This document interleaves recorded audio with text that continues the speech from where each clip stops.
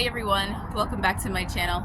I'm Shamira Benson, one part of Team Benson, and it is time to harvest in the garden. Yes, it's 111 degrees, but we are still harvesting food out of our small space.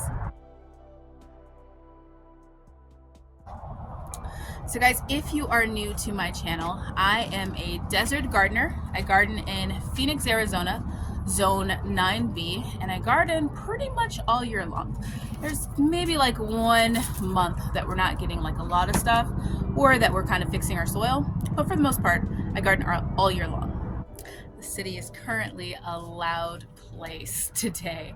So we have some fun things going on in the garden, and we're gonna pick them because we like to eat fresh food. So let's start with our early girl tomato. You guys see how pretty she is? You guys see how pretty she is and how many tomatoes she has on her? I'm gonna go ahead and pick the ones that are red and also the ones that are blushing. Look at this. So if you guys aren't new to my channel, you know that I don't necessarily love growing tomatoes during this time of year. I actually prefer not to. I like to get like most of my harvest where the city is loud today. So I like to get most of my harvest during the spring and then just kind of like let things peter out during the summer.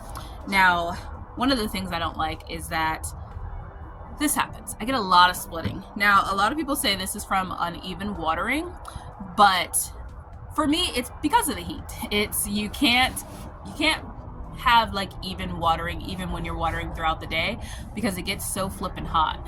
Like, and you can't like kind of really control that. And then also your tomatoes just kind of burst in the desert because it's so hot. Everything's like boiling hot. These tomatoes are really, really hot to the touch. It kind of feels like they're cooked. And when I cut them open, sometimes that's kind of what they feel like. Now, I like to let my tomatoes ripen on the vine. Now, I've had some people say like it's not going to affect the flavor and all of that, but I like the texture of it when it's ripened on the vine. Like, to me, it's a texture thing more than it is a flavor thing. Like, there's my black cherry tomato tastes different from other tomatoes, but like my early girl, my Romas, my big beefsteak, those pretty much all taste the same to me, but their textures are different. Speaking of, we have a Roma tomato right there we're also going to grab. Now, one of the things we have been seriously enjoying right now is right here, it is our Chinese red long noodle beans. I'll go closer underneath the shade cloth and show you guys, but it's one of our favorite beans. So we're gonna grab what is available for us right now. So you guys see how beautiful she is? These are some delicious beans, and they grow really long, so you're able to kind of make the most out of like the beans that you're getting. You can get a lot of food from them. So hopefully she starts flowering again, which I see little buds. So hopefully we will have some more coming through. Okay guys, we have a little basket of greatness going. Now, I'm gonna get these black cherry tomatoes at the end, but I do wanna go ahead and grab some of these black cherry tomatoes. But I'm gonna need a ladder, whole 9 yards. First, I'm gonna grab some other stuff. Now, my favorite sweet Marconi peppers are ripened up because the plants are just not happy. So I wanna go ahead and get all of these peppers off the plants, even the ones that aren't completely ripe, because we want to give the plant the ability to be able to try and survive this summer. Guys, that's a decent amount of peppers. I didn't know I had that many on there. I'm actually pretty happy. We just used the last ones that we had picked, and I made some steak and peppers, which was the most amazing steak and peppers I ever made because it was made with my new bone broth that I just made. Delicious. So I also have some celery that I want to grab because who knew that we would still have celery at this time anyways. But we do. It's been randomly growing in my Dollar Tree pot, and I've always forgotten about it, so I'm gonna go ahead and grab it all now.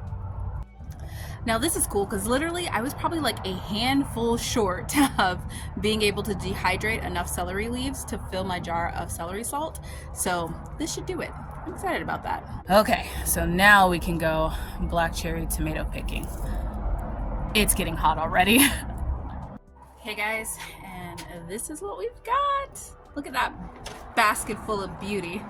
So I picked some of the tomatoes when they were red, and then some when they're pink, and then also some when they're green, because one of my friends wants to try making fried green tomatoes, and I was like, girl, I have fried I have tomatoes, I have green ones, so you can try it with these ones. But this is a nice little basket of greatness.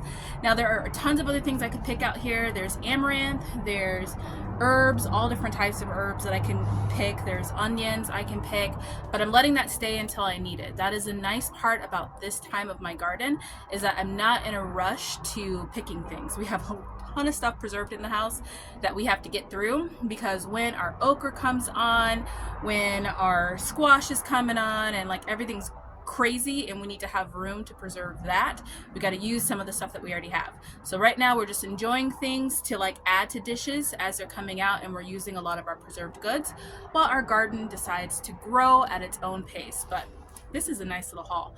So until next time, guys, grow yourselves a garden, because even a small space can provide you with tons of food. And that's a small space in the middle of the desert when it's 112, which my garden is getting ready to be. So I'm heading inside and letting it just be 112 by itself.